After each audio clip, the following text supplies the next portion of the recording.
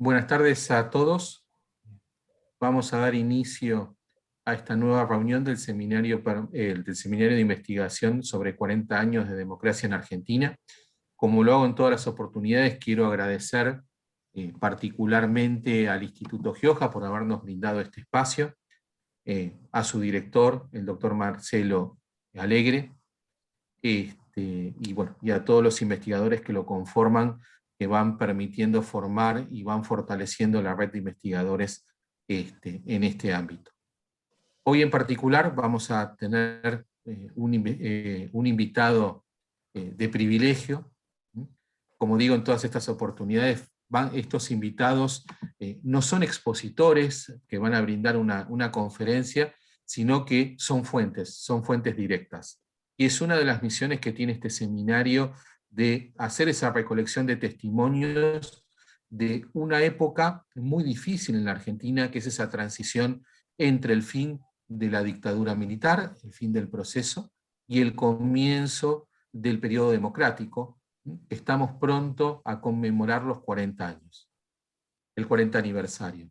En unas charlas previas que tuve con Ricardo Rabinovich, a quien aprecio muchísimo, tengo la suerte de ser amigo desde hace mucho tiempo, y decir que me conoce desde chiquito, decir que es necesario rememorar estos momentos, sobre todo en tiempos que son de muchísima dificultad para nuestro país, y saber que en otros momentos difíciles pudimos salir adelante, a través de la institucionalidad, a través de la reconstrucción del tejido social, a través de entender que necesitamos del otro para poder tener un proyecto común.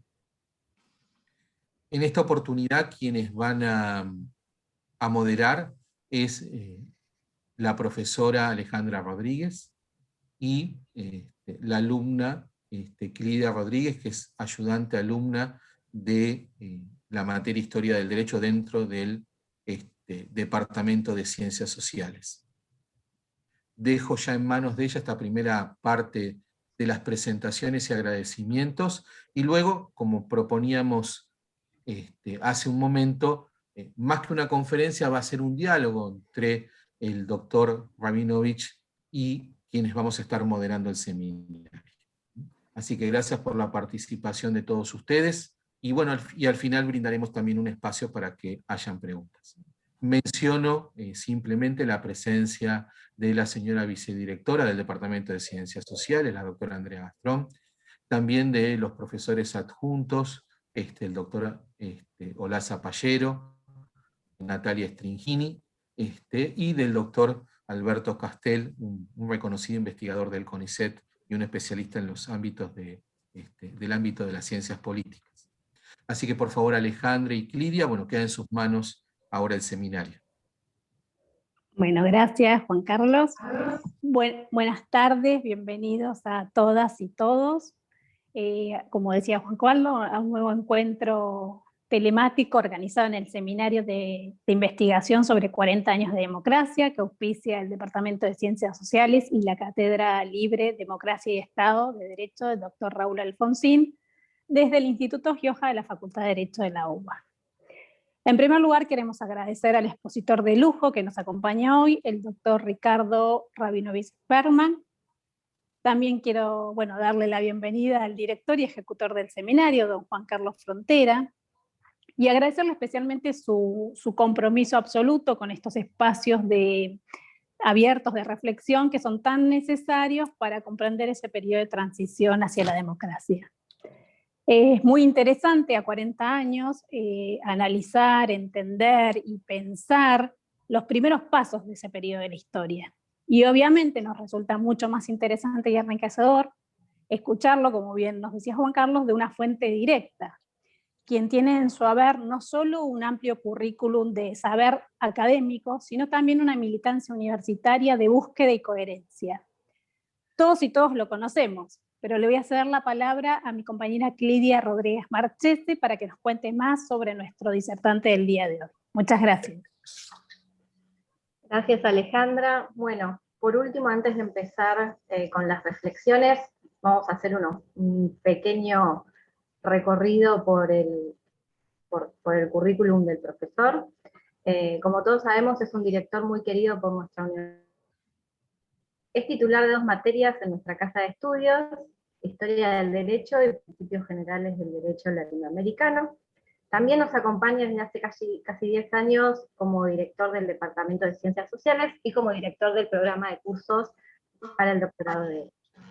A su vez, también realiza actividades en otras universidades, como la Universidad de Girona, donde es codirector del Máster en Cultura Jurídica, y titular de la cátedra de la Universidad de Lomas de Zamora de Derecho Privado. Por último, pero no menos importante, es honorario de la Real Academia Española de Jurisprudencia y Legislación.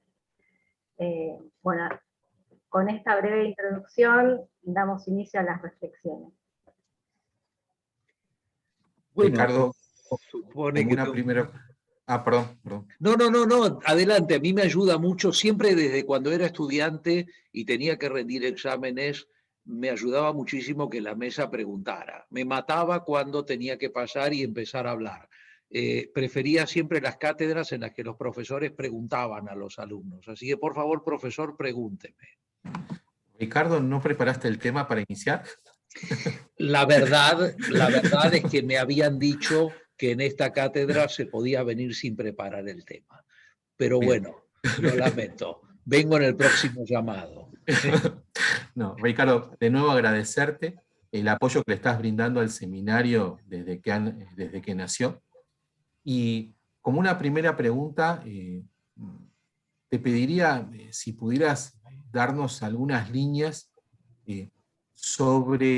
con una mirada casi a 40 años de ese tránsito, el proceso hacia la democracia en la Facultad de Derecho, que vos tuviste el privilegio de transitarlo desde alumno hacia profesor. Siempre recuerdo que creo que uno de tus concursos como ayudante a una de las cátedras fue poco antes de la Avenida de la Democracia, creo que fue por unos meses, creo que te habían tomado el examen. Recuerdo algunos de los relatos cuando íbamos en viaje a Bahía Blanca, y que si nos pudieras contar, ¿no?, ese proceso de cambio.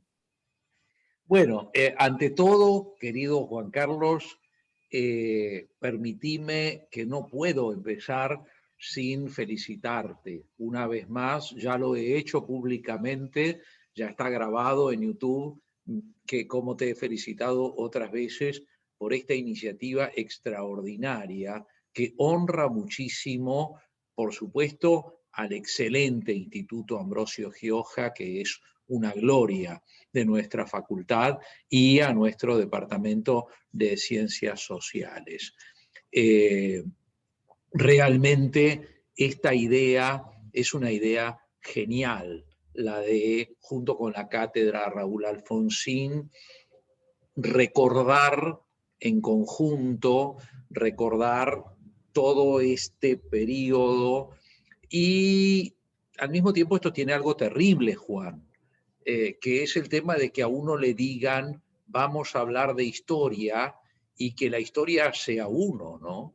Esto es una cosa bastante grave y que no sé si te voy a perdonar.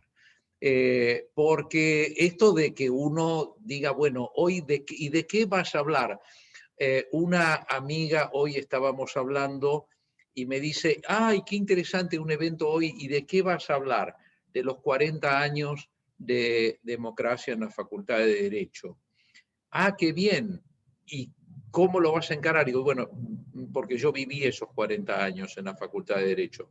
Entonces ahí es el momento en el que uno empieza a darse cuenta que los años han pasado y que verdaderamente se van acumulando los recuerdos y las experiencias. Y esto tiene un problema también. Punto uno, si bien no soy tan buen historiador como vos, como Sandro, como Natalia, como varias y varios de quienes nos están acompañando, me dedico desde hace muchos años a la historia, humildemente, dentro de mis pocas posibilidades. Y quienes nos dedicamos a la historia tenemos un gran problema muchas veces cuando miramos nosotras hacia atrás. Tenemos un gran problema porque tendemos a aquella misma deformación profesional que tienen en general todas las personas que tienen algún métier, alguna ocupación, y entonces todo lo ven desde ese punto de vista. Y es muy difícil verse a sí mismo como una fuente, sobre todo porque uno tiende a poner en crítica por esa deformación que quienes hacemos historia tenemos de que dudamos de todo y todo lo ponemos en crítica y decimos, bueno, esto lo dice tal, pero a ver, tal tiene sus intencionalidades. Me acuerdo la primera cosa que nos dijo mi siempre recordado Antonio Pérez Amuchastegui en Filosofía y Letras, en Introducción a la Historia, el primer año de Historia en Filosofía y Letras, fue busquen las intencionalidades, ¿no?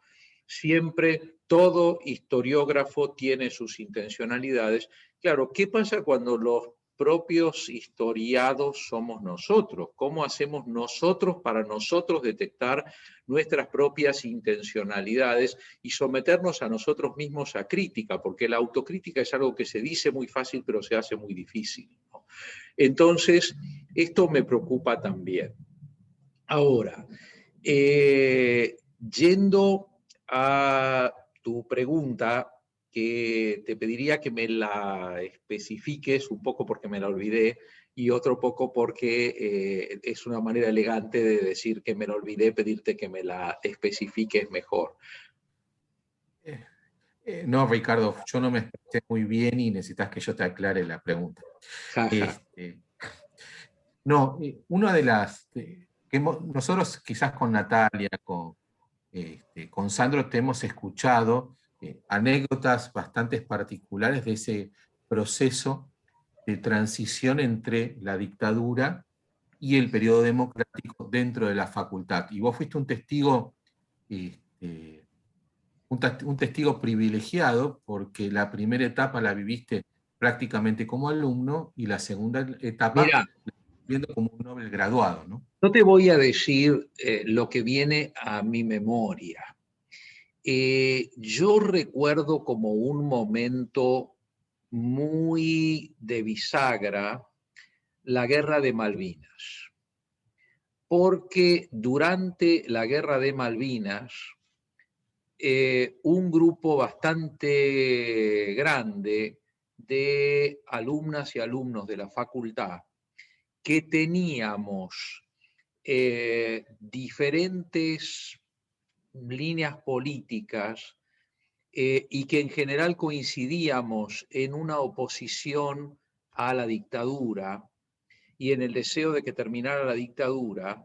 Sin embargo, nos pusimos a trabajar, por ejemplo, en la recolección de alimentos y de prendas de abrigo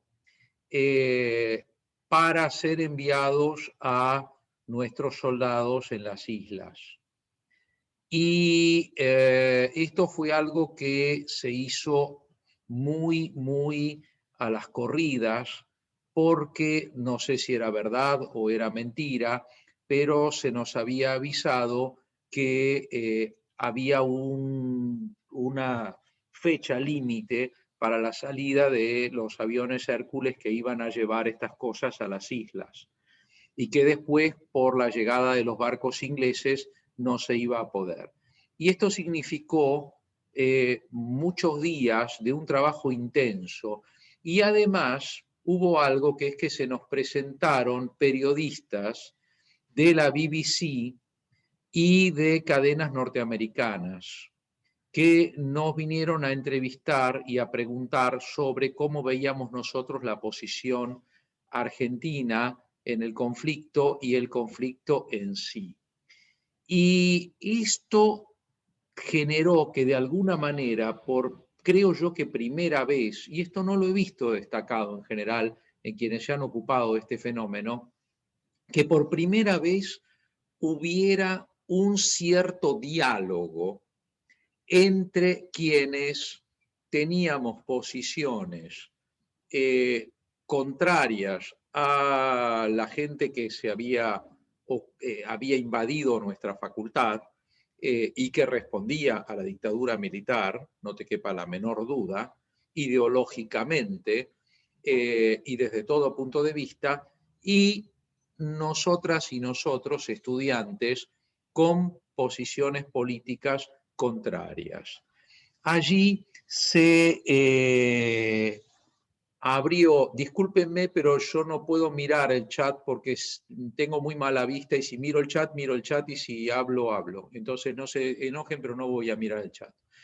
Entonces, la cuestión es esta. Ahí hay un momento en el cual, por un lado, cobramos conciencia del peso que tenemos estos estudiantes y estas estudiantes en la facultad, y hay un momento de diálogo, si se quiere, con las autoridades. Prácticamente después de la terminación de la guerra, como todo el mundo sabe, ya los hechos se van cayendo como fichas de dominó hasta llegar a las elecciones del 83 y el triunfo de Alfonsín, y el 10 de diciembre del 83, uno de los días más lindos que recuerdo en mi vida, la asunción del presidente Alfonsín. Ahora, esta etapa previa, digamos, de estos 82 y 83, va preparando un clima en la facultad que hace que en realidad el año 84, que es el año en que verdaderamente se nota la democracia en la facultad, porque las elecciones habían sido en el 83, pero recién la asunción de Alfonsín se hace a fin de año, cuando ya la facultad prácticamente estaba cerrada. Entonces, en realidad, es recién con el ciclo de ingreso del año siguiente que se toma, digamos, conciencia que la facultad ha cambiado y que ahora es una facultad en un contexto de democracia. ¿Cuál es el primer efecto notable de esto? La sustitución del sistema de ingreso.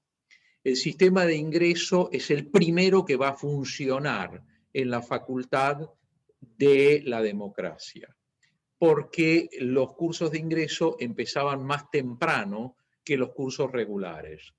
Entonces, los cursos de ingreso van a alargarse a principio del 84, cuando todavía no están las clases de los cursos regulares. Hay que tener presente que todavía estábamos con el programa anterior, o sea, había ese programa que era una mezcla del programa viejo y del programa que había introducido la dictadura militar, que era el que vulgarmente llamábamos escuelita, y que era una especie de aproximación a la manera de llevar adelante la carrera en algunas universidades privadas, muy especialmente aquella universidad privada de la que venía gran parte de los ocupantes de nuestra facultad, que es la Universidad Católica Argentina, vamos a decirlo claramente. Lo cierto es que en ese contexto, el nuevo sistema de ingreso marca una diferencia abismal. ¿Por qué? Porque el sistema de ingreso anterior ya lo habíamos denunciado varias veces, estudiantes que habíamos tenido la posibilidad de hacerlo. Tenía un contenido ideológico, un bisel ideológico muy fuerte, especialmente en aquellas materias vinculadas con la historia argentina y con la filosofía. Había un bisel ideológico muy, muy claro que apuntaba hacia una visión antisocialista, anticomunista, antiperonista, una visión desde el punto de vista filosófico apuntando a un iusnaturalismo pacato, o sea, ni siquiera a un iusnaturalismo de altura, que los hay y son muy, muy dignos de ser estudiados, sino a ese iusnaturalismo de manualcito de escuela primaria, patético, ese manualcito, esos naturalismos enseñados por personas que la obra de Santo Tomás de Aquino la han visto en un cómic, ¿no? Y entonces, y que tienen una formación muy superficial en general, pero los exámenes implicaban no solo una preformación de los estudiantes, los cursos de ingreso y los exámenes, no solo una preformación de los estudiantes para la facultad, sino además un filtro ideológico. O bien había dos alternativas, o bien uno se disfrazaba y se ponía una máscara de estar de acuerdo con todas las cosas que los profesores y profesoras imponían, o bien uno se animaba, decía lo que pensaba y entonces no entraba en la facultad. No entraba en la facultad porque no sabía. Entonces, la cuestión es esta. De repente, la intervención va a cambiar el ciclo de ingreso y va a poner una materia que es la materia Constitución Nacional. Y en la materia Constitución Nacional yo tuve el privilegio, que nunca le agradeceré lo suficiente a la intervención en ese momento, de tener a mi cargo cursos de esta materia. Yo era muy jovencito en ese momento, hacía relativamente poco tiempo que me había graduado y la verdad es que todavía nunca había dado clases en la facultad al frente de un curso. Había trabajado en la facultad como ayudante, pero nunca había tenido, se había dado las clases que dan los ayudantes, a veces con licencia de los profesores, pero nunca había tenido un curso a mi cargo. De manera que para mi historia personal, esto es muy significativo porque yo en ese comienzo de democracia de 1984 es cuando por primera vez ingreso a un aula de la Facultad de Derecho, de mi querida, adorada Facultad de Derecho de la Universidad de Buenos Aires, y el curso lo he armado yo y el programa lo he terminado de diseñar yo y tengo a un grupo de alumnas y alumnos. Y fue increíble y lo recordaré siempre. El clima que se vivió en ese momento en la facultad, ese verano hizo mucho calor. En el verano del 83 al 84 hizo mucho calor en Buenos Aires y había una sensación de destape extraordinaria. Yo había vivido, por mi experiencia personal, había vivido parte del destape español y encontraba de repente en esos primeros momentos del 84 elementos que me hacían acordar terriblemente a lo que había visto unos años antes en España, al destape español. La misma facultad en la cual los esbirros que estaban en las puertas controlaban la manera como venían vestidos los estudiantes y las estudiantes, ahora llegaban estudiantes en hojotas, en camiseta musculosa. Nosotros, por ejemplo, en el curso mío tocábamos la guitarra y buscábamos canciones que tuvieran que ver con los derechos constitucionales y demás. Y esto realmente, Juan, marcó para mí este comienzo. Luego vino toda la reforma del programa y lentamente se fue planteando una facultad completamente distinta.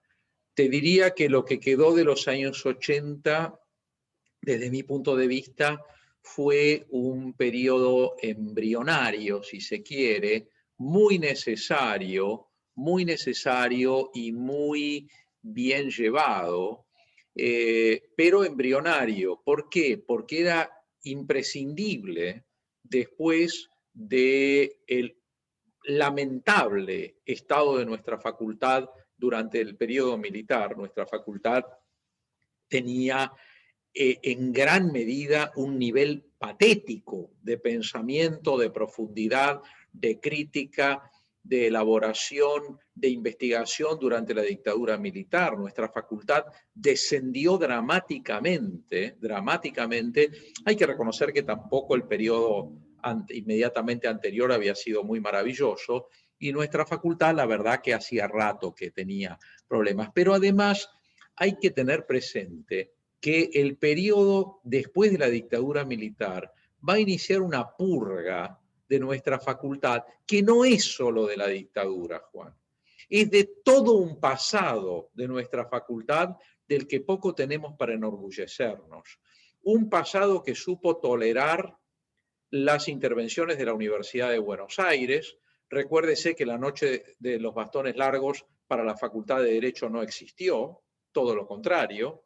Recuérdese que mientras otras facultades hermanas eran saqueadas, cuando otros estudiantes y otras estudiantes eran golpeados, manoseados, insultados, humillados, profesores, decanos, etcétera, con la cabeza reventada por los bastones de la policía, nuestra facultad adoptaba una posición cobarde y una posición completamente sumisa frente a la intervención. Recordemos que además nuestra facultad utilizó durante muchísimo tiempo bibliografía basada en figuras centrales del gobierno de la dictadura del 66, que por otra parte eran utilizadas de modo acrítico, eran y creo que son todavía por algunas veces utilizadas de modo acrítico. O sea, no es que se usaba y se avisa a los alumnos, miren, el autor con el que estamos trabajando fue ministro muy importante del gobierno de el señor Onganía, etc. No, sin avisarlo, o sea,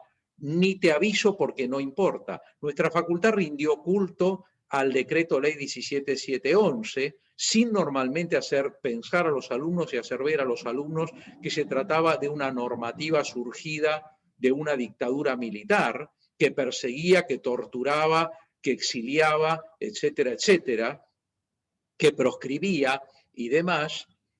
Total, qué buena la reforma del Código Civil de la 17711.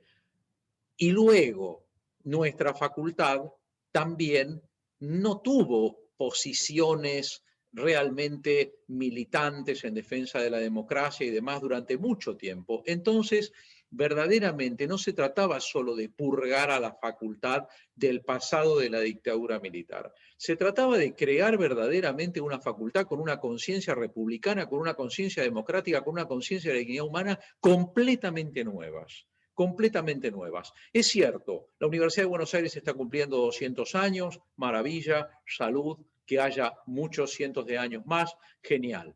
Nuestra facultad nosotros consideramos que es más vieja porque se origina antes de la universidad, perfecto, todo bien, todo perfecto. Ahora, verdaderamente, la facultad de Derecho de la que nosotros estamos tan felices y que nos consideramos tan orgullosas hoy en día de esta facultad de Derecho, en realidad surge desde los años 80, después de la terminación de la dictadura militar.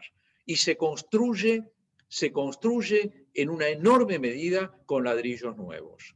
O sea, esto es algo que hay que, para mi forma de ver, tenerlo muy presente cuando nosotros planteamos una visión histórica de decir, bueno, tenemos tantos años atrás. Bueno, a ver, no necesariamente es bueno tener tantos años atrás, porque en realidad las universidades no viven de los cientos de años que tengan atrás. Viven de los últimos años que tienen inmediatamente atrás. Digamos que las universidades no viven en términos de Alzheimer, no viven de la memoria de los hechos antiguos, sino de la memoria de los hechos recientes. Entonces es mucho más importante, desde mi punto de vista, para una facultad de Derecho, cómo fueron sus últimos 40 años que cómo fueron sus 200 años anteriores. Entonces, realmente hay una realidad. Hoy en día somos una de las top 50 del mundo. Somos una de las primeras 50 facultades de Derecho del mundo. Pero esto se debe a la Facultad de Derecho de la democracia, Juan. Esto no se debe a los 200 años. Esto se debe a los últimos desde que se restaura la democracia en la República Argentina. A partir de ese momento, con un esfuerzo colosal de las profesoras y profesores de la facultad, con una renovación extraordinaria de alumnas y alumnos que van ingresando en el cuerpo docente y que van animándose a quebrar, animándose a no repetir, a no calcar lo que han tenido en sus propias aulas.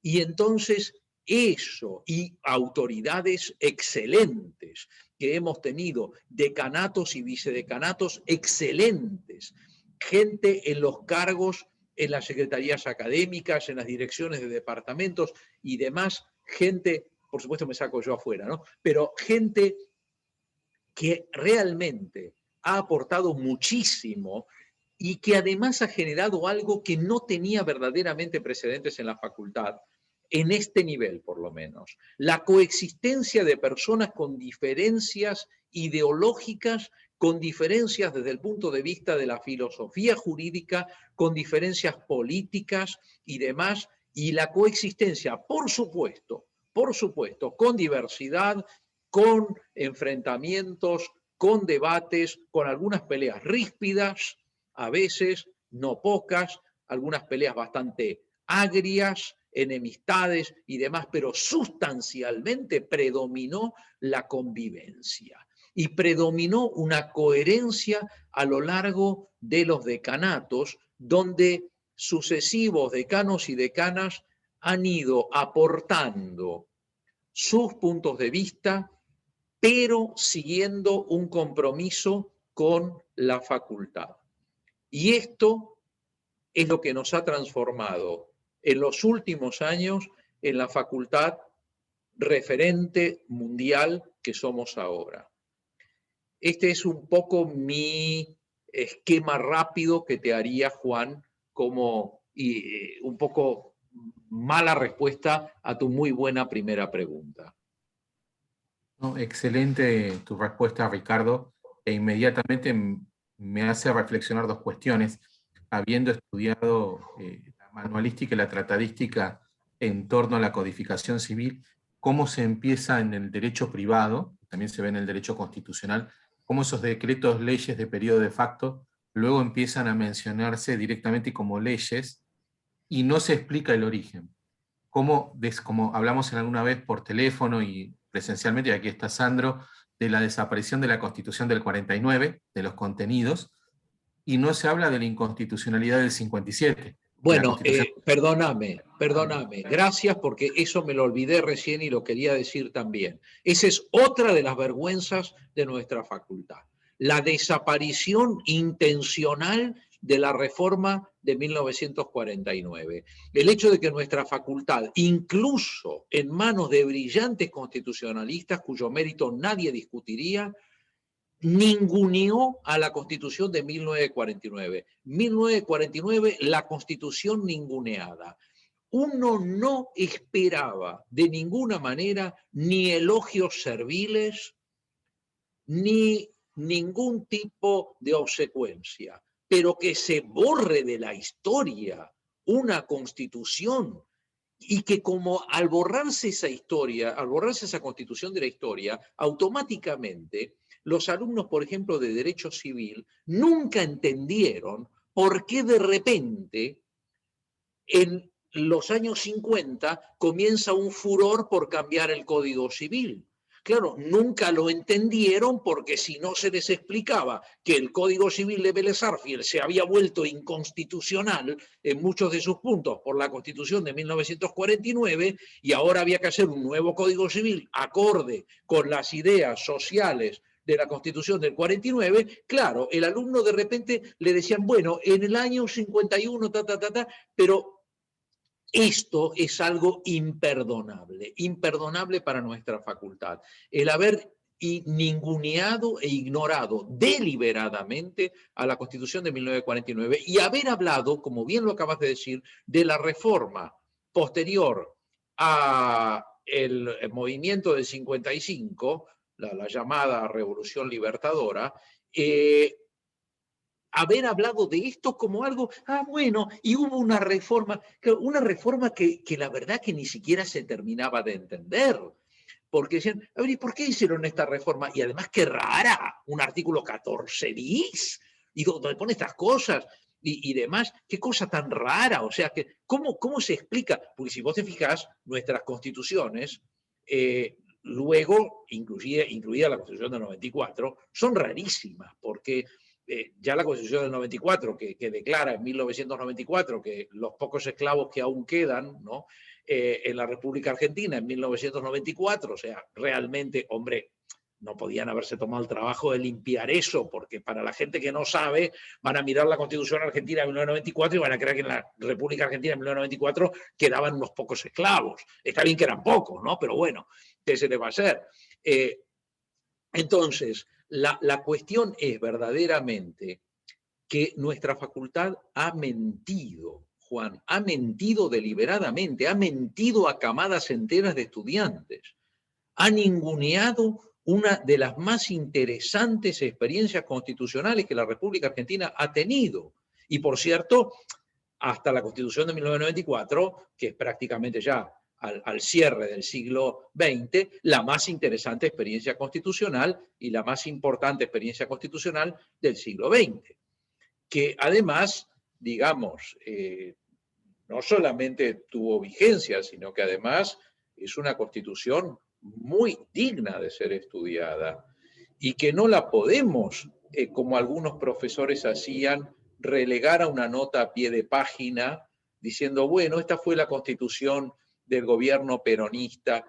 Bueno, vamos a ver, bueno, y cada constitución es una constitución de un gobierno determinado y surge durante un gobierno determinado, pero realmente yo coincido con vos, estas cosas son cosas que las tenemos que tener en cuenta, porque tenemos que realmente ver nuestra facultad y no embelezarnos ante nuestra facultad, ni siquiera ante nuestra facultad actual, porque nuestra facultad actual tiene una enorme cantidad de cosas todavía por hacer, una enorme cantidad de temas defectuosos, pero la verdad es que hoy miramos desde otra óptica. Pero realmente, yo te digo, yo cursé durante la dictadura militar, Juan, la Constitución del 49 no existía.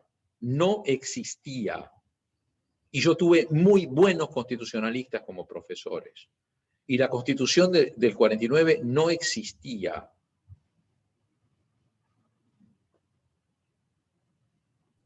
Una cuestión, y ya le dejo el espacio a Alejandra y a Clivia para que continúen con sus preguntas, y por supuesto al finalizar vamos a dar unos minutos o un tiempo para que todos los que están aquí presentes que deseen hacer una pregunta a Ricardo Laga, es cómo a veces desde la historia del derecho se ha visto, no digo todos, sino en algún caso particular, han visto como algo favorable la continuidad de juristas entre periodo de iure y de facto. Yo lo veo muy negativo porque el que está en el periodo de iure no puede ser una continuidad del periodo de facto. En algún momento hay que levantarse como jurista o como práctico del derecho y decir, esto tiene un origen espurio, un origen inconstitucional, ¿no? Clivia, Alejandra. Sí, la verdad que es tanto lo que recorrió que queda con muchas preguntas. A mí me quedó como una primera, esto que comentaba del tránsito de como estudiante y sus compañeros, cómo fue la vivencia y cómo fue la percepción tuya y de esos compañeros cuando el doctor Raúl Alfonsín dijo que iba a juzgar a los integrantes de la Junta Militar, porque imagino que ustedes que fueron estudiantes durante la dictadura y después en ese periodo transformista que bien contabas, Ricardo, de la nueva impronta pedagógica, ¿cómo vivieron, cómo transitaron eso, ¿no? Bueno, yo te voy a responder, creo que uno hoy puede ser un poco autorreferente, porque creo que estoy invitado justamente para recordar, y bueno, en mi caso particular llorando. Yo hasta el día de hoy recuerdo perfectamente cuando lo escuché al presidente Alfonsín decir que iba a darle a orden para que se llevara a juicio a los comandantes en jefe de las juntas, yo me puse a llorar. Y me emociono hoy, no lo podía creer. no lo podía creer. No lo podía creer, sinceramente no lo podía creer. No podía creer que estaba viviendo ese momento en Argentina. No lo podía creer. En nombre de, o sea, yo venía de la izquierda, yo tenía una posición comunista, yo venía de la izquierda, yo había tenido gente amiga desaparecida, gente amiga torturada, amigas violadas y demás. Y la verdad es que yo no podía creer lo que estaba escuchando. Realmente. La verdad es que eso marcó en enorme medida, aparte, digamos, la entidad de ese hombre extraordinario, de ese prócer de la República Argentina que fue Raúl Ricardo Alfonsín.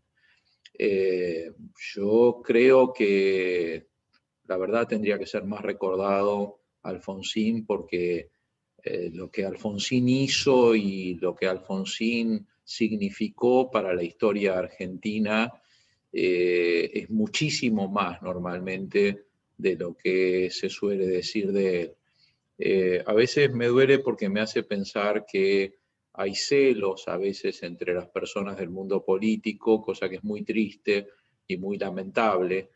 Y uno se acuerda de los antiguos faraones que para que los méritos de sus antecesores no los eclipsaran, borraban los nombres de los faraones anteriores, de las estatuas y de las piedras y demás.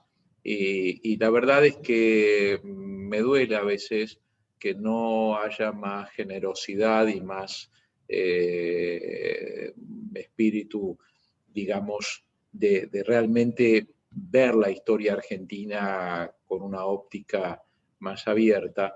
La verdad es que fue un momento extraordinario y eso generó en gran medida el clima que se vivió a principios del año siguiente en la facultad.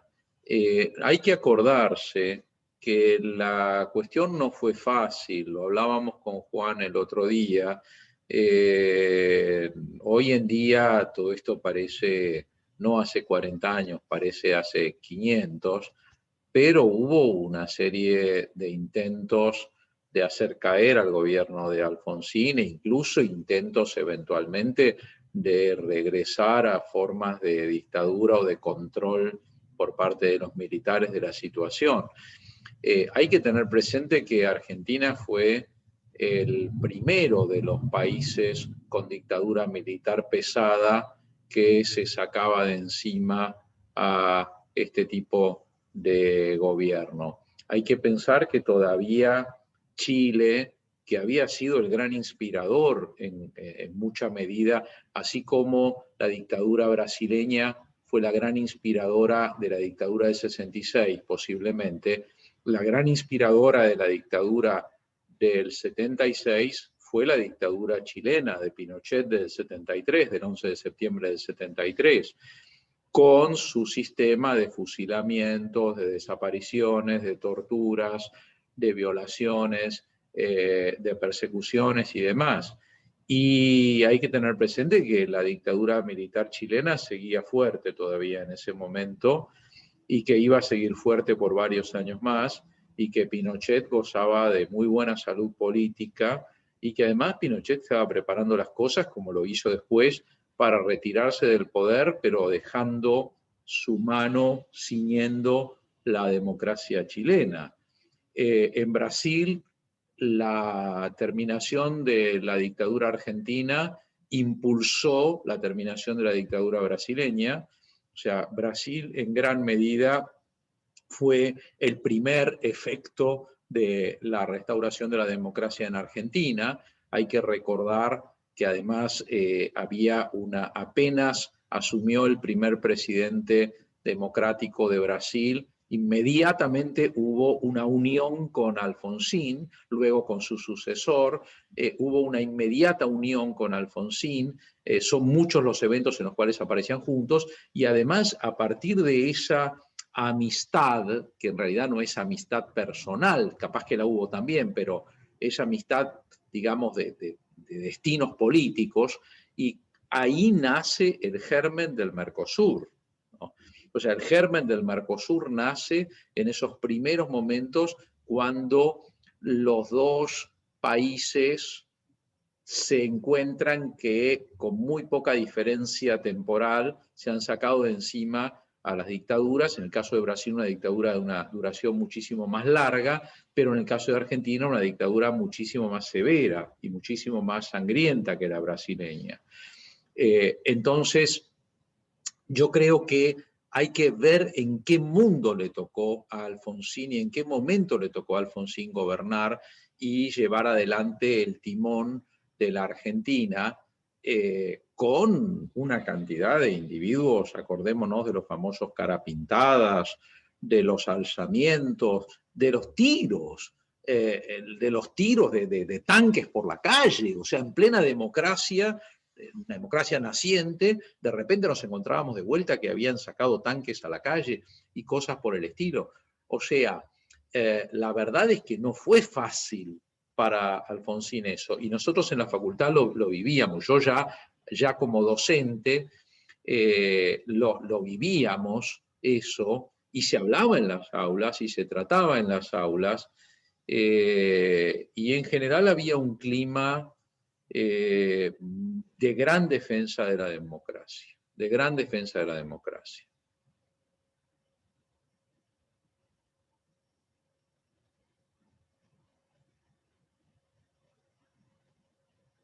¿Sí?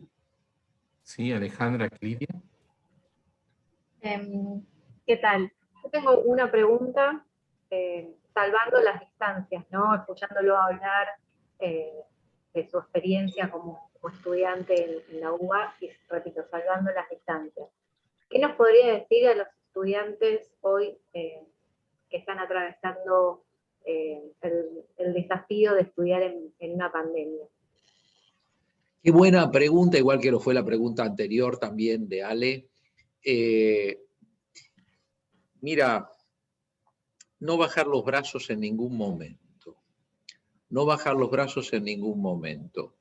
Primero y fundamental, nuestra facultad es una facultad donde en gran medida el nivel de profundidad de los estudios se lo dan los propios estudiantes.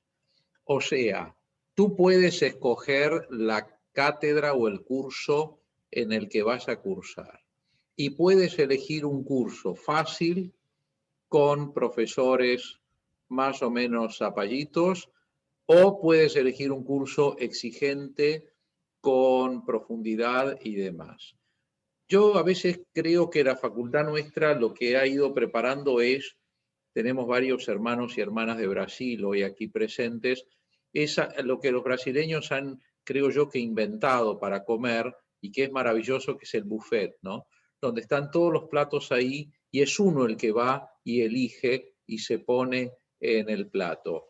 A diferencia de los menús fijos, ¿no? Que son los típicos menús de las escuelas, de los hoteles de sindicato, que dice, bueno, hoy tenemos de primer plato lentejas, de segundo plato pollo, y de tercero tenemos un budín de pan. Bueno, nuestra facultad en gran medida te permite que un estudiante egrese con un nivel de una de las más importantes facultades de Derecho del mundo o no, o puedes también egresar con un nivel muy bajo. Depende en gran medida de cómo arme su propia aventura, por usar una famosa colección de libros para jóvenes.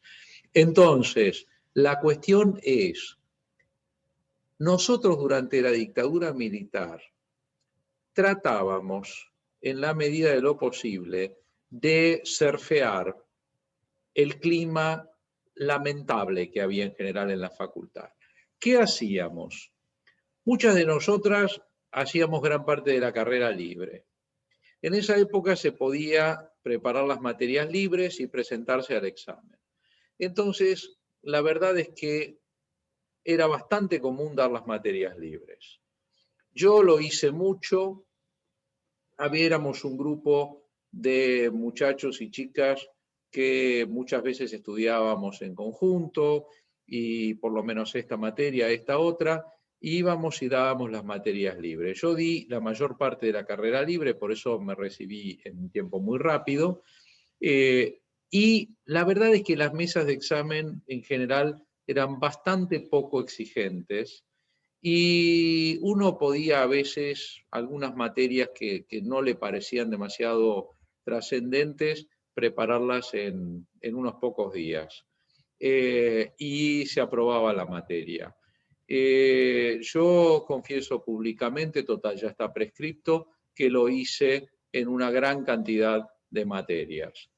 Y luego tenías algunos profesores y profesoras que sabías que eran muy buenos y que sabías que realmente tenían profundidad y que trabajaban de una manera universitaria.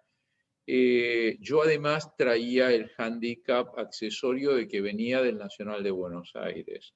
Entonces, yo había sido tratado por muchas de mis profesoras y profesores como estudiante pensante desde la escuela secundaria. Entonces me chocaba muchísimo encontrarme con profesores y profesoras en la facultad que no me daban el estatus de ser humano pensante, sino de imbécil que tiene que memorizar un libro de la página 73 a la página 125.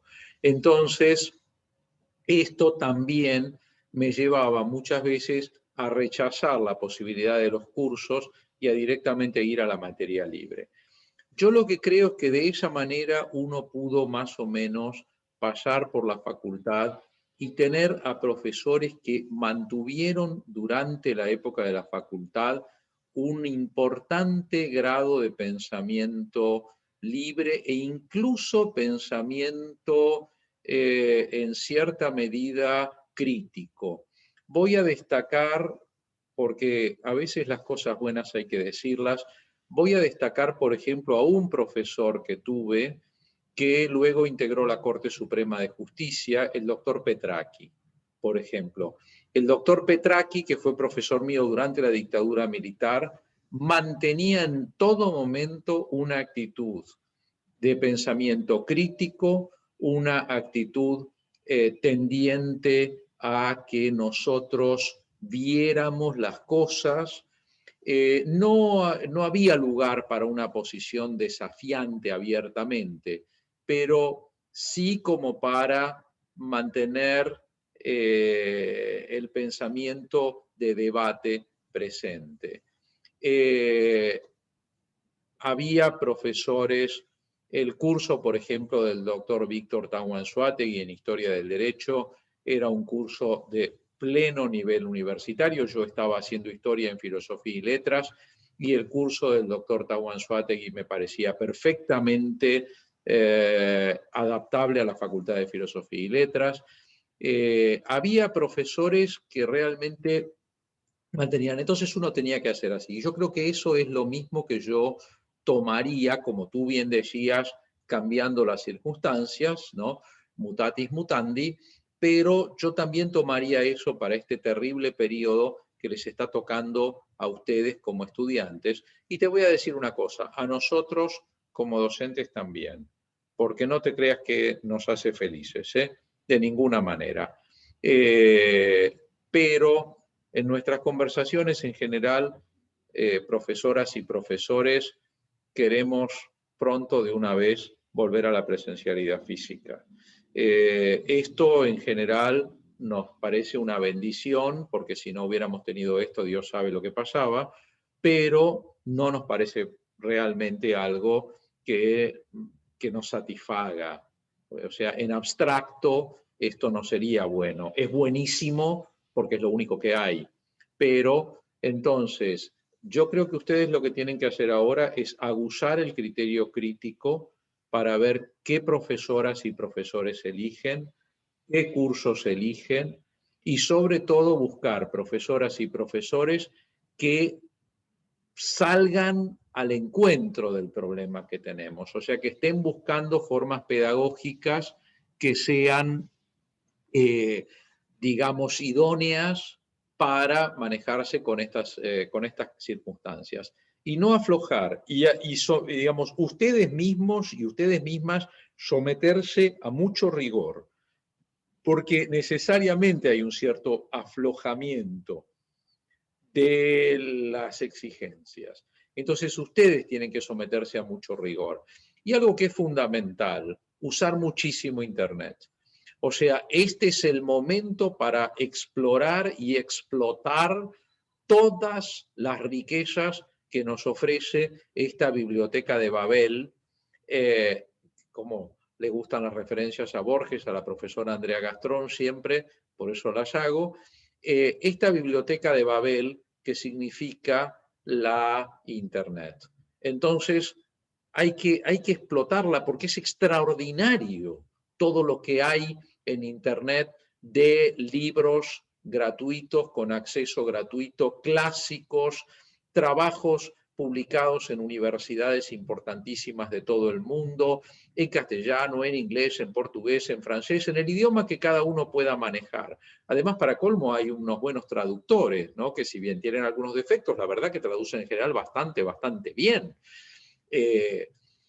Uno ve, por lo menos, qué sé yo hace poquito me traduje con el traductor electrónico un trabajo chino, por ejemplo, y entendí bastante bien. Eso sí, traduce mucho mejor al inglés que al castellano, pero entendí bastante bien, o sea que debe haber traducido más o menos bien. O sea, tenemos que usar todas estas herramientas.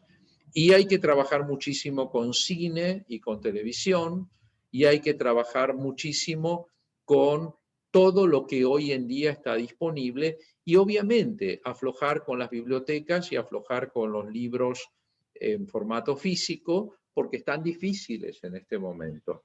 Entonces, creo que eso es lo que hay que hacer ahora, pero por sobre todo no bajar los brazos. No sabemos cuánto tiempo va a durar esta situación, no tenemos la menor idea y hay que hacerse al pensamiento de que esto tiene todavía un tiempo por delante.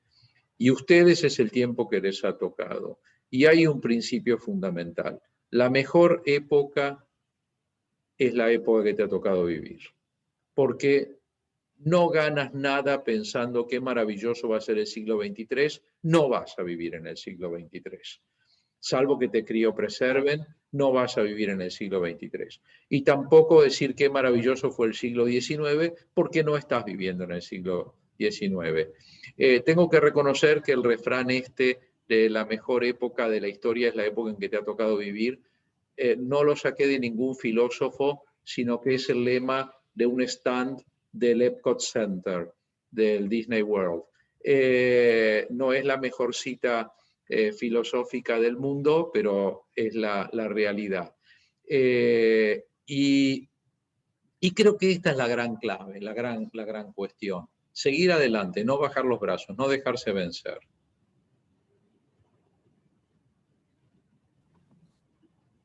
En la exposición que estuviste junto con Del Percio y que estaba Fainato también, hablaron en un momento del área de extensión universitaria, no me acuerdo si era el departamento o la Secretaría de Extensión Universitaria, y me dijiste en un momento, hay que hacer un capítulo aparte. ¿Podrías rememorar algún aspecto de esa área de extensión? Sí, cómo no. En aquella época se llamaba Instituto de Extensión Universitaria. Era el Instituto de Extensión Universitaria, el IES. Sí, el Instituto de Extensión Universitaria fue un centro clandestino de pensamiento crítico donde realizábamos actividades a veces a la noche, a veces de manera completamente secreta y a veces de manera abierta también. Hubo cursos que fueron muy interesantes y muy muy raro para el periodo de la dictadura en la facultad, y luego teníamos nuestros propios grupos de debate. Había un grupo que se llamaba Humanitas, que lo creamos en su momento. De hecho, se creó en mi casa, pero luego pasó a sesionar en el departamento, en el Instituto de Extensión Universitaria, en horas de la noche generalmente y demás. ¿Cómo hacíamos esto? Porque yo había conseguido meterme como ordenanza de la facultad y tenía las llaves de extensión universitaria. Entonces abríamos el instituto y hacíamos los eventos ahí. Yo de hecho estuve viviendo en el instituto porque por diferencias personales con mis padres, concretamente con mi madre, me fui de la casa de mis padres y estaba sin vivienda, de manera que yo durante bastante tiempo viví en la facultad, dormía en un sillón del Instituto de Extensión Universitaria y me lavaba a la mañana en el baño de la facultad antes de que entraran los estudiantes y el personal. Y esto me permitió escribir unos cuentos de terror que están ahí, que 2 se han publicado ya, los ha publicado Andrés Botero Bernal en un libro del derecho en el cuento que sacó en Colombia, y ahí se publicaron 2 de los cuentos de fantasmas que escribí en esa época, porque una de las cosas que me gustaba hacer era salir a caminar por la facultad a las 3 de la mañana, para ver la facultad toda a oscuras a las 3 de la mañana, y buscar fantasmas, a ver si los encontraba. Pero lo cierto es que ahí en Extensión Universitaria estábamos reunidos muchos de quienes hoy en día somos titulares de cátedra en la facultad en diferentes materias, y algo muy lindo, teníamos diferentes ideas políticas, pero teníamos un punto en el cual todos coincidíamos. La dictadura militar algún día se iba a terminar y teníamos que estar preparados para cuando la dictadura militar se terminase. Y coincidíamos en eso y debatíamos muchísimo entre nosotros, con unos debates épicos que solían terminar luego en alguna pizzería cercana, con cerveza, con pizza y con vino o lo que sea.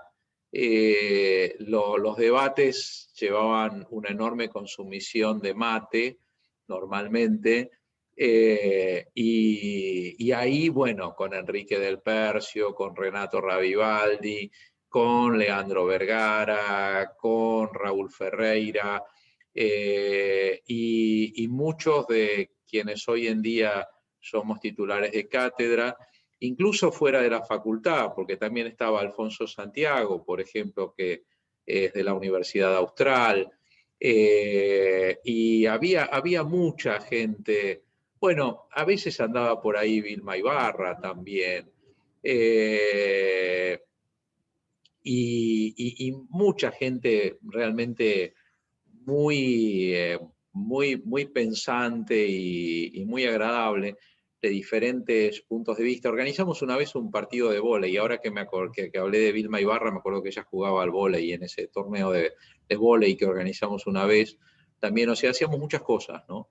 Y la verdad que Extensión Universitaria fue en gran medida una especie de baluarte de reserva, y luego quedó desapercibido. O sea, cuando se restauró la democracia, quedó desapercibido. A mí me descubrieron que yo estaba haciendo actividades de este tipo, y bueno, la intención, o sea, ya la dictadura no mataba en esa época, la intención fue echarme de la facultad. Conté con un apoyo extraordinario de los compañeros y compañeras no docentes, y entonces me pasaron a la biblioteca al último piso, que ahora no existe más, que ahora es el sector nuevo de posgrado, al depósito de la biblioteca para clasificar libros. Y el entonces secretario académico de la facultad, que no era una persona de quien tenga yo un grato recuerdo, me dijo: te voy a mandar a un lugar, no te puedo echar, pero te voy a mandar a un lugar donde, aparte me acuerdo que me dijo una frase muy asombrosa, porque me dijo: vos sos un judío duro de roer. Me acuerdo la frase esa. Y que está equivocada, ¿no? Porque en realidad es un hueso duro de roer. Yo no sabía que nadie roe a los judíos, ¿no? Pero bueno. Pero usó esa frase. Y un ratón muy raro, ¿no? Que roe judíos, pero bueno. Lo cierto es que es un ratón nazi, me imagino. Me hace pensar en el cómic Mouse, ¿no?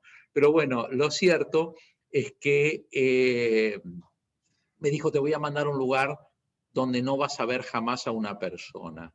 Y me mandó a clasificar los libros en el depósito de la biblioteca, que más allá de que terminó con todas mis actividades de resistencia, me significaba poco más o menos que me mandaran al paraíso, porque a mí que me mandaran durante varias horas sin tener mayor cosa que hacer a un lugar donde había una colección impresionante de libros, incluso libros no solo de derecho, de literatura, de filosofía, de historia, etcétera, etcétera, era como que me mandaran a una beca, una especie de premio, ¿no? Algo así.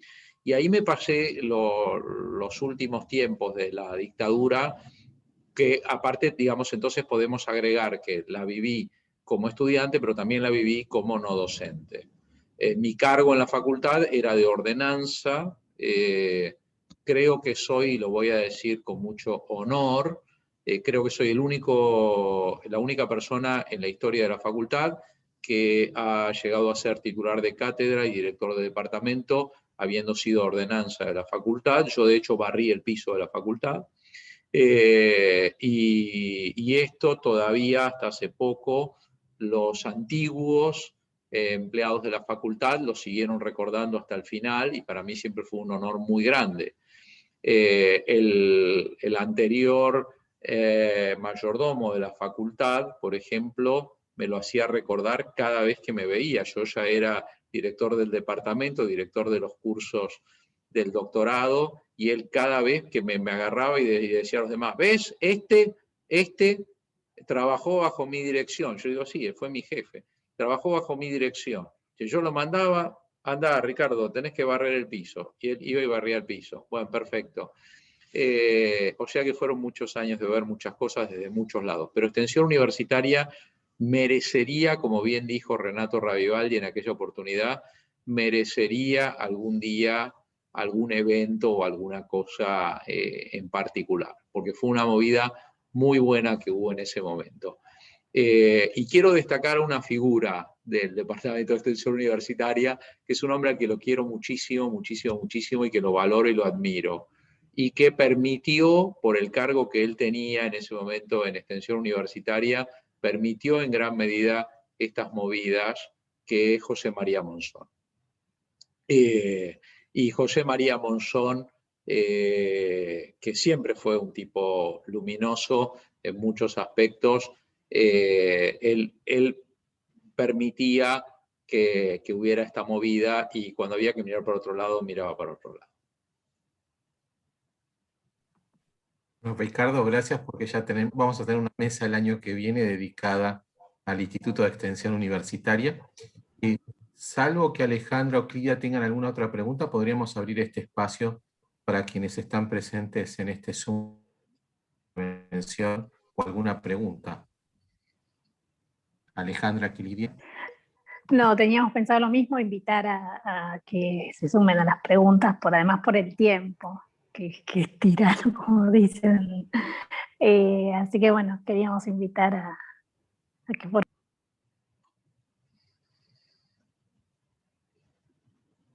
Alberto, por favor. Alberto Castel, que levantó la mano. Luego Natalia. Alberto, estás muteado, estás silenciado. Ahora se me escucha. Bien, celebro y aplauso todo lo que se ha dicho por parte de Rabinovich y también de Juan Carlos. Hay un elemento teórico que me importa sustancialmente al hablar de democracia y es recordar a Norberto Bobbio, que nos hablaba de las promesas incumplidas y que hoy tiene su encarnadura en Gianfranco Pasquino a través de su democracia exigente, porque la democracia es realmente exigente y creo que Raúl Alfonsín lo consideraba de esa forma y creo que Rabinovich en todo lo que nos ha expresado también lo considera de esa forma. Los 15 o 20 elementos que conforman la democracia, incluidas las variables de la república, son realmente exigentes en cuanto a que no se cumplen. Y un elemento testimonial. Como investigador del CONICET me pertenecía al Instituto Gioja desde 1984, pero con anterioridad tuve como miembros directores a Arturo Enrique Sampay, a Eduardo Dualde y Ortega Peña, también a Marcelo Sánchez Orondo, hasta que en 1984 es ungido por Bullirin como director del instituto Juan Carlos Agulla. Yo ese momento lo viví como la apertura a la democracia. Y recuerdo que nos comprometía, yo asistí a la presentación y investidura de Juan Carlos Agulla, se nos comprometió a ordenar la biblioteca. Cuando Rabinovich hablaba de la biblioteca de la facultad, yo me acordaba de la biblioteca del Gioja. Un verdadero compromiso democrático, porque nos pusimos el overol y nos pusimos a trabajar con las distintas escaleras para ordenar esa biblioteca. Verdaderamente momento democrático. Aplauso una vez más a Rabinovich y a Juan Carlos Frontera, que me ha invitado a participar. Muchísimas gracias. Al contrario, Alberto, yo te agradezco enormemente. ¿Puedo, Juan Carlos, hablar? Yo te agradezco enormemente por estas palabras tan sabias tuyas, que aparte, bueno, dichas por un investigador de tu talla. Y te quiero poner contento con una cosa, que tal vez no la sepas. Desde hace varios años, la biblioteca del Departamento de Ciencias Sociales se llama Biblioteca Profesor Dr. Juan Carlos Agulla.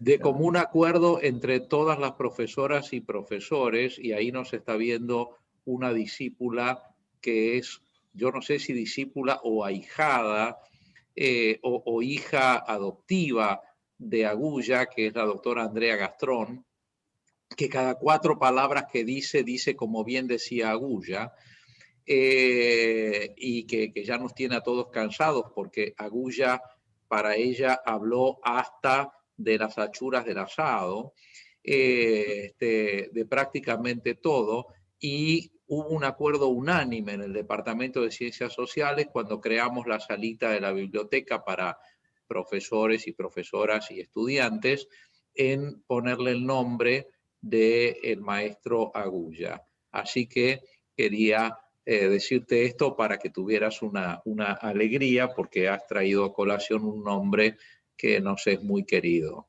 Y te quería comentar que justamente más atinado no podría ser lo que has dicho, porque justamente una de las figuras sobre las que trabajábamos en el Instituto de Extensión Universitaria en nuestras reuniones era la figura de Bobbio.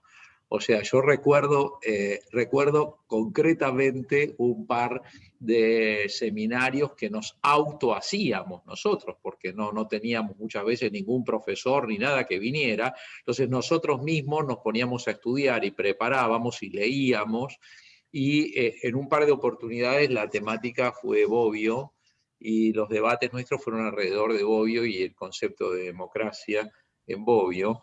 Lo teníamos terriblemente presente, y ciertamente coincido 5 millones% con Alberto en cuanto a que nosotros veíamos en Alfonsín en gran medida, o digamos, lo veíamos a Alfonsín con los anteojos de Bobbio, digamos, ¿no? O sea, uno veía en lo que venía en Argentina, aparte Alfonsín lo decía mucho en sus discursos, ¿no?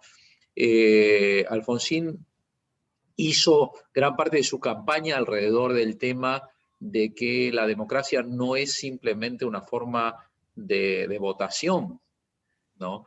Que la democracia, si no sirve, si la república, si la democracia no sirven para cambiar una sociedad, no sirven para nada. O sea, y esto él lo destacaba muchísimo, y yo creo que ese espíritu republicano, ese espíritu de un compromiso, de un decir, bueno, esto hay que construirlo, esto es algo que todavía está y demás, nos llegó muchísimo en ese momento a toda la gente joven que estábamos en la facultad. Gracias realmente, profesor Castells, gracias. Gracias, Alberto, gracias, Ricardo. ¿Alguien quiere...? Bueno, Natalia había pedido la palabra, creo que había levantado la mano. No había levantado la mano, pero tengo, ahora pensando, tengo una pregunta para Ricardo. Yo lo que quería saber es qué cambio supuso la Vuelta a Democracia para los docentes de la facultad, porque vos hace un rato marcaste un poco vos como ahí casi ya recién recibido, ¿no? Un recién terminado estudiante, pero ¿qué significó por lo menos para algunos de estos docentes, volver a dar clases o dar clases en democracia, ¿no?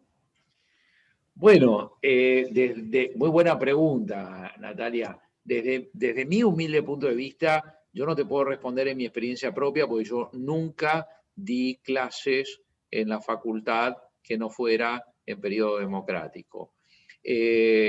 Yo me había recibido un poco antes, pero no quería, como recordaba Juan Carlos de aquel viaje a Bahía Blanca que lo comentábamos, yo no quería entrar en funciones durante la dictadura militar, porque tenía claro que eso iba a ser algo que iba a quedarme, digamos, como una mancha atrás y no la quería tener. Pero la verdad es que, bueno, yo creo que el clima que en general se vivía era un clima de se puede, digamos, un clima de ahora podemos hablar de las cosas que antes no podíamos hablar, ahora podemos decir lo que antes no podíamos decir, pero también, te lo tengo que decir, también había sectores en la facultad minoritarios, muy minoritarios, en general cobardes, en general encallados, digamos, en general que estaban en desacuerdo con los cambios que venían, que hablaban muy mal de la intervención, que tenían una nostalgia muy grande del periodo anterior. Algunos de estos sectores tenían alguna identificación con puntos de vista más o menos fundamentalistas católicos, con puntos de vista filofascistas, y cuando yo digo fascista en serio, no uso fascismo como genérico, ¿no? Y había, digamos, algunos sectores en ese sentido.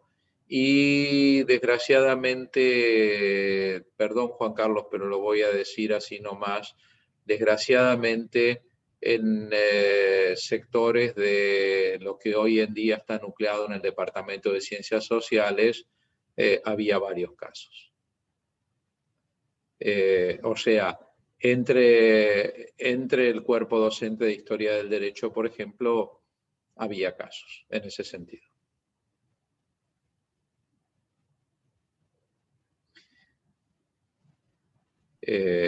O sea, digamos, para la mayoría y sobre todo para quienes éramos mujeres y hombres jóvenes que estábamos largándonos a la docencia, era una época maravillosa, muy, muy promisoria y muy, como diría Alberto Castells, muy de cosas para hacer, ¿no? Muy de rompecabezas al que le faltan piezas, ¿no? Y que hay que ponerse a construir. Y ese clima era un clima que en general se vivía. Vos pensás, por ejemplo, que durante la dictadura militar no se hablaba de derechos humanos en la facultad. O sea, se usaban perífrasis, se usaban otras expresiones, se hablaba, por ejemplo, de derechos personalísimos, derechos de la personalidad, etcétera, pero derechos humanos era una expresión que venía con un matiz de, entre comillas, izquierda, de pensamiento subversivo, cosa por el estilo. No se hablaba de derechos humanos. De hecho, por ejemplo, así como hace un rato hablábamos con Juan Carlos el tema del el ninguneo de la Constitución del 49, yo te voy a decir una cosa que me parece que es terriblemente grave también. Se ninguneaba completamente en los cursos de Derecho Constitucional la situación constitucional real en la que estaba la Argentina. O sea, se estudiaba la Constitución de 1853-1860 como si estuviera vigente. O sea, se estudiaban los derechos de la Constitución, de las declaraciones de derechos y garantías, se estudiaban como si estuvieran vigentes. O sea, como si verdaderamente las declaraciones de derechos y garantías de la Constitución Nacional estuvieran vigentes. Cuando en realidad, o sea, no se hablaba de que en ese país había miles de personas que no se sabía dónde estaban, que en ese país todos conocíamos gente que había desaparecido, gente que la habían torturado, gente que le habían pasado diversas cosas, y algunos habíamos tenido algún episodio personal también, pero eso no se hablaba.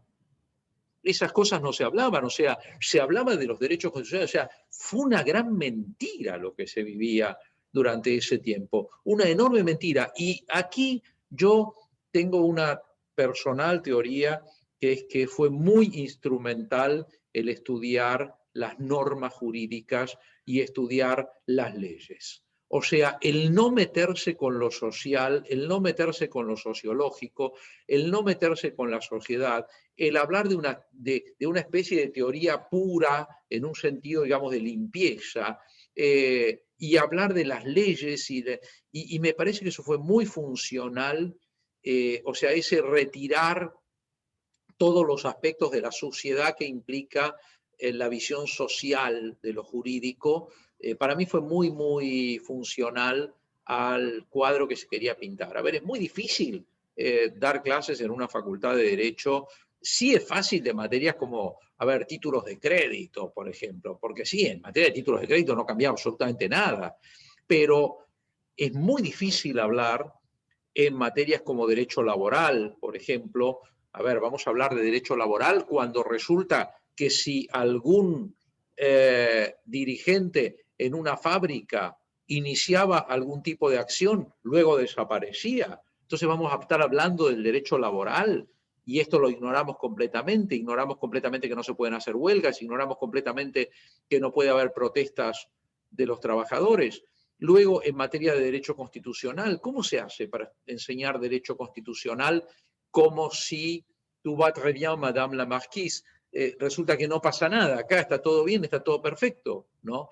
Entonces, realmente hay que ver que cuando viene la democracia, sobre todo porque, como bien lo decía recién Alberto Castells, la democracia es una democracia activa. O sea, la democracia del 83 es una democracia activa. O sea, no es una democracia Y en esto, por ejemplo, yo creo que hay una cierta diferencia con el primer periodo democrático, por ejemplo, de Chile, y en alguna medida con el primer periodo democrático de Brasil también, y otros países que han tenido dictaduras durante estos años, porque aquí Alfonsín inaugura una etapa de democracia combativa, por así decirlo, no combativa en un sentido, Alfonsín no era un tipo, digamos, que entrara en peleas de denostar al otro, cosas así, pero sí, digamos, de combatir por el restablecimiento de la democracia. Por eso, por ejemplo, nosotros nos vamos a diferenciar de la actitud que va a predominar en Brasil y la actitud que va a predominar en Chile, en el tema justamente que preguntaban hace un rato del juicio a las autoridades de la dictadura. O sea, Argentina empieza con la cuestión de crear la comisión, sacar el nunca más, llevar adelante todo esto.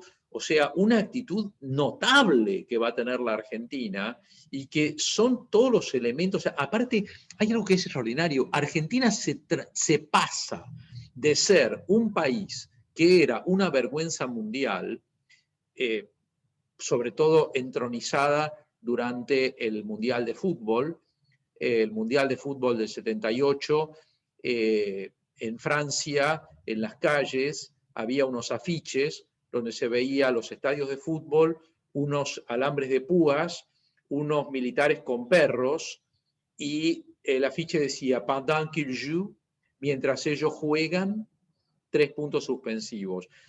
Argentina pasó de ser ese fantoche mundial a ser una referencia en materia de derechos humanos en muy poco tiempo. O sea, la actitud del nuevo gobierno con relación a los dirigentes de la dictadura militar provocó un cambio de consideración, y la política argentina, el meterse la política argentina con personas en el cuerpo diplomático excelentes,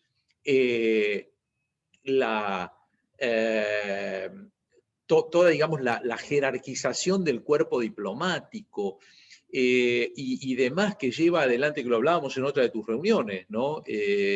Hace poco, Juan.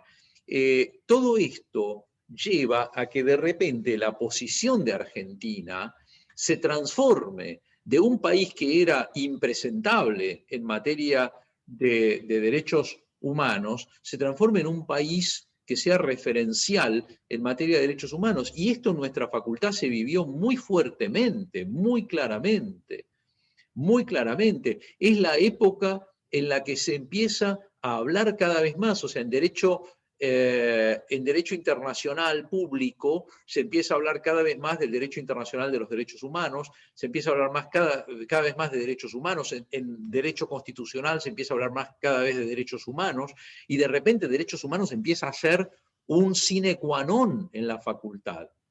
Y luego, bueno, esto va a cuajar finalmente con un D'Alessio decano de la facultad, con una Mónica Pinto decana de la facultad, o sea, va a cuajar con una serie, digamos, de figuras que vienen de toda esta movida de los derechos humanos a cargos directivos de la facultad, ¿no? Figuras como la de Juan Antonio Travieso, por ejemplo, figuras que van a realmente a marcar una época completamente nueva en la facultad.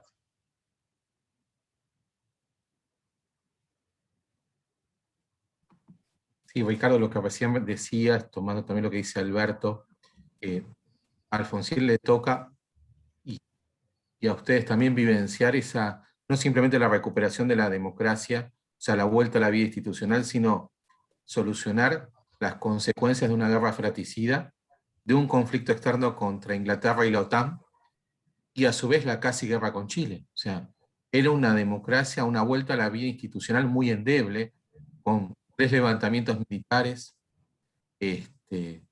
la población saliendo a la calle, ¿se acuerdan en Semana Santa del 87? O sea, también un momento de muchísima valentía, sobre todo en esos inicios. Así que no sé si alguien quiere hacer alguna intervención, Andrea. No, no es que cuando menciono a alguien lo estoy obligando, ¿no? Sandro. Bueno, ya que me la pelota, Juan Carlos, voy a recoger el guante.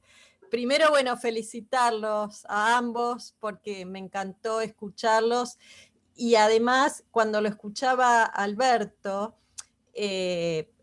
yo inmediatamente hice mi propio viaje a la historia porque yo estaba en el Gioja, digamos, cuando recién, no sé si cuando recién empezaba, yo entré a la facultad en el 85, pero Agulla ya estaba en el Gioja. Y obviamente es cierto lo que dice Ricardo, yo tengo un amor que permanece en el tiempo por mi maestro. Agulla era absolutamente crítico con la facultad de Derecho, con las facultades de Derecho en general. De hecho, él escribió esto en un libro que fue uno de los primeros estudios empíricos que se llama, en los años, se publicó a comienzos de los 90, el profesor de Derecho, y realmente uno cuando lee ese libro tiene una impronta crítica fuerte, sobre todo por esto que dice Ricardo, ¿no? Esta idea de la enseñanza dogmática del derecho. Pero yo ahora que los escuchaba a ustedes me quedé pensando en algo, ¿no? Porque Alfonsín hizo lo que hizo en gran medida porque mucho de su accionar se apoyó en un accionar jurídico, ¿no? Y estos nombres que mencionaba Ricardo, yo le agregaría el nombre de Carlos Nino, a quien nosotros veíamos permanentemente en el Gioja. O sea, cuando nosotros íbamos al Gioja y yo tenía 20 años o algo así, vos te encontrabas con Nino, te encontrabas con Rabosi, te encontrabas con, digamos, con Levalli, por ejemplo, te encontrabas con Agulla, no sé, con Felipe Fusito, y esa era la gente con la cual uno hablaba. Obviamente no hablábamos de igual a igual, pero nos encontrábamos y estaban ahí. Y eran los tipos que en ese momento estaban escribiendo la historia, ¿no? Entonces, ahora que los escucho a ustedes, y esto no sé si es una pregunta o es una conclusión o es una reflexión, tal vez, me doy cuenta que si lo tuviera Agulla acá frente a mí, tal vez podría, digamos, dialogar un poquito más, porque toda esta parte él no la pudo ver, bueno, tal vez le faltaron años, ¿no? Uno lo está viendo con otra perspectiva y lo estamos viendo después de 40, 30 o 40 años. Pero con esa perspectiva creo que uno le podría llegar a dar una vuelta más, ¿no? A todo lo que fue ese momento, o esa, entre comillas, primavera alfonsinista, y cierro con algo que tengo en la cabeza, y es el rol que tuvo Bulíguin, ¿no? Que se nos fue hace poco, y que me parece que es una figura también importantísima en ese proceso, creo, humildemente. No sé qué pensás, Ricardo, porque... Sí, totalmente de acuerdo, vaya el homenaje para Eugenio. Sí, por supuesto, Bulíguin fue una bendición en ese momento y fue una excelente elección, supongo que de Delitzsch y supongo que de Alfonsín y de su gente. Fue una excelente elección. Y sí, verdaderamente, o sea, la facultad necesitaba una intervención drástica, igual que la universidad en general, y necesitaba una reorganización y un replanteo, y creo que, bueno, una figura, además de la importancia internacional, del respeto mundial de Eugenio Bulíguin, era evidentemente algo que se necesitaba, ¿no? Sobre todo para tapar la boca a muchos sectores que todavía existían en la facultad. Hubo unos sectores reaccionarios también en aquellos años en la facultad, y hay muchas cosas que, como hablé con Juan Carlos en privado antes, hay cosas que prefiero callar y otras que prefiero olvidar. Y bueno, que el manto piadoso de la historia caiga sobre algunas personas y algunos hechos. Es una pregunta, Juan Carlos. Por favor, Sandro. Bueno, primero agradecerte a vos y felicitarte, ¿no?, por este seminario que es tan rico, ¿no?, y que tiene que ver con la historia de nuestra querida Facultad de Derecho. Yo le quería preguntar a Ricardo si en esa época, ¿no?, o para llegar, pues sí, también, él vio sectores antireformistas en nuestra facultad. Sectores que estaban en contra de los postulados de la reforma universitaria. Eso voy a preguntar a Ricardo. Yo no entendí muy bien, no sé si es mi audio o vos entendiste, Juan Carlos, la pregunta de Sandro. Sandro, corregime cualquier cosa. Yo entendí que Sandro la pregunta y pregunto si había grupos antirreformistas dentro de la facultad. Sí, claro, sí, bueno, Sandro siempre sus preguntas son también muy atinadas, ¿no? Sí, claro, sí, la reforma fue muy criticada, porque además hubo aspectos que fueron criticables verdaderamente. Yo pensaba que Natalia me iba a preguntar al respecto, porque, por ejemplo, una de las cuestiones que generó bastante debate en ese momento fue que Derecho Romano se retirara como materia obligatoria inicial de la carrera, y que se la recluyera a la orientación en Derecho Privado, y se la retirara para las demás orientaciones, sobre todo porque, bueno, yo personalmente ahí no estaba para nada de acuerdo con la reforma. Yo en Historia, en Filosofía y Letras había dado especial atención a historia antigua, a historia de Roma, que siempre me apasionó desde el Nacional, y lo suficiente como para darme cuenta que el derecho romano influyó enormemente en lo público. Entonces, que reducir, o sea, de hecho, res publica deriva de latín y de Roma, igual que senatus, etcétera, etcétera, y hasta diputares en latín, ¿no? Entonces, reducir el derecho romano al derecho privado me parecía y me sigue pareciendo algo terriblemente superficial. Y además ahí tuvo el tema de que los estudiantes en general se manifestaron contrarios a que se retirara derecho romano.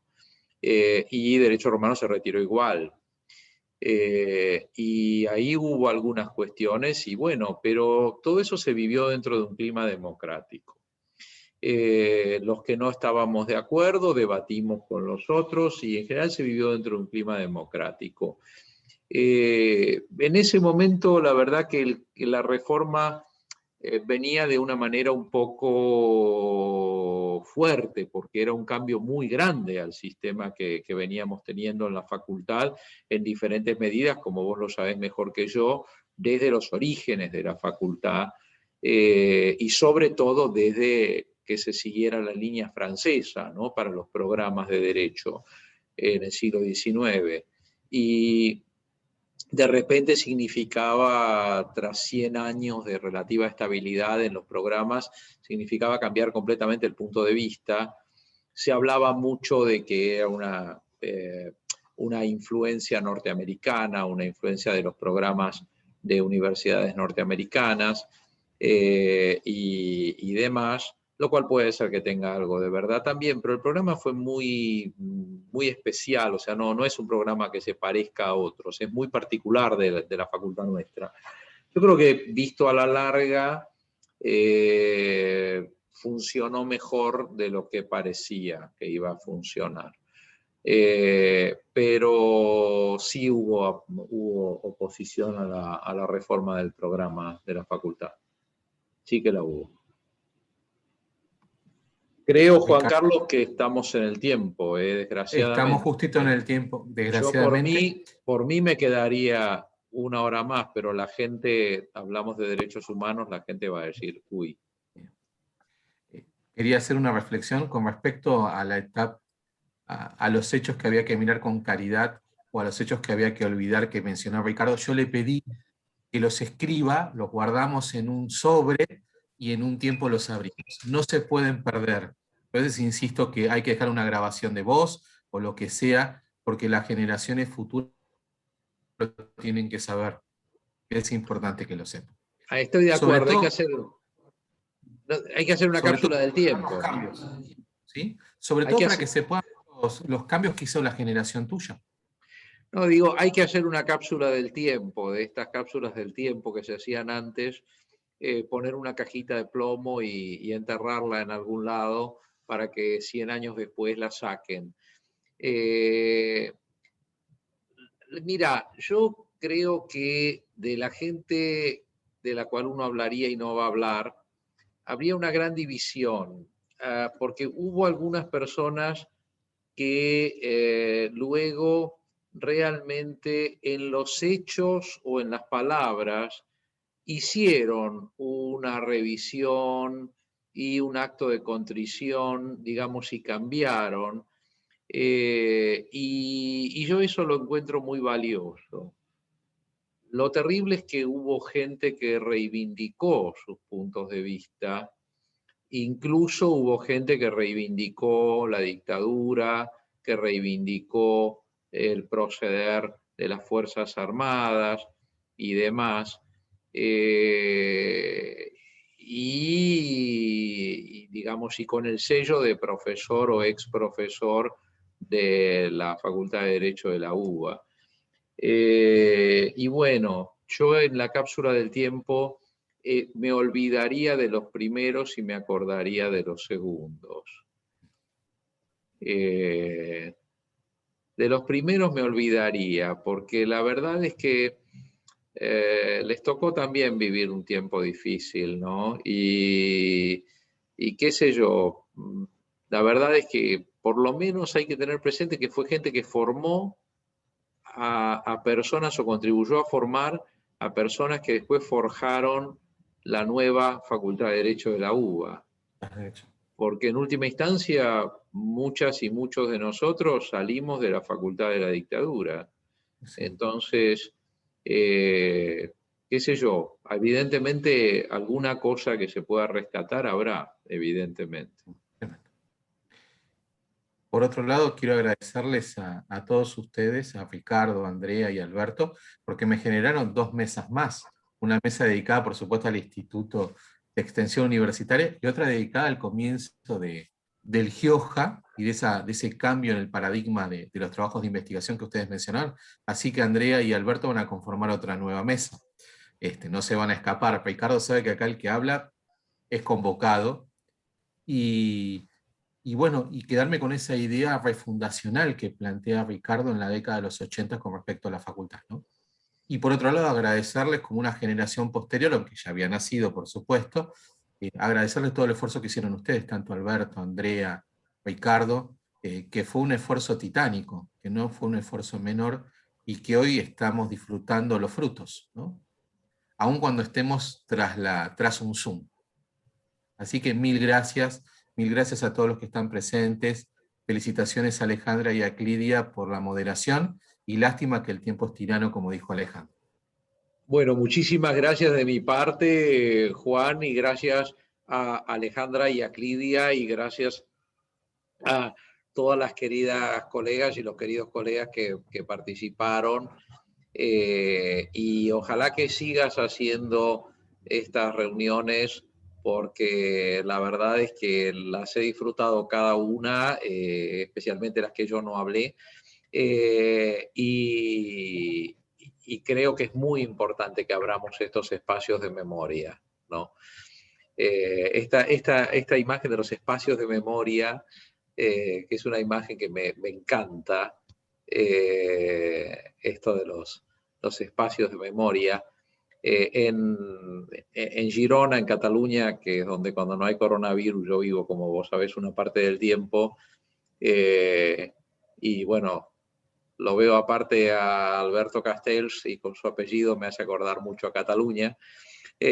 porque hay pocos apellidos tan catalanes como Castells, y hay los espais de memoria, ¿no? Los espais de memoria es el pequeño lugar donde hay algo para recordar. Entonces, algo para recordar de la guerra civil, algo para recordar de tal persecución, etcétera, etcétera. Y yo creo que tenemos que crear espacios de memoria, ¿no? Tenemos que crear espacios de memoria, aunque no sean físicos, aunque sean intelectuales, para recordar, porque está bueno eso de recordar. Está bueno eso de recordar. Gracias. A vos, y bueno, Alejandra, Clida, ¿quieren despedirse Sí, también? sí, si me permitís, quería agradecer, la verdad que uno se quedaría horas escuchándote, Ricardo, es un placer, incluido, bueno, Carlos y Andrea, y como dije antes, es un lujo y súper enriquecedor escuchar toda tu historia y tu trayectoria, y lo que más rescato es que no olvidas tu punto de partida, del Nacional, desde tu recorrida por la facultad, como contaste, cómo lo iniciaste, así que agradezco enormemente, e insisto, uno se queda con ganas de seguirte escuchando horas. Gracias. Muchas gracias. Muchísimas gracias. Viene la etapa triste de despedirse, pero bueno, vamos a estar de nuevo y hagamos el seminario entre todos. Esa es un poco la idea. Abrazo enorme a todos, cuídense. Gracias.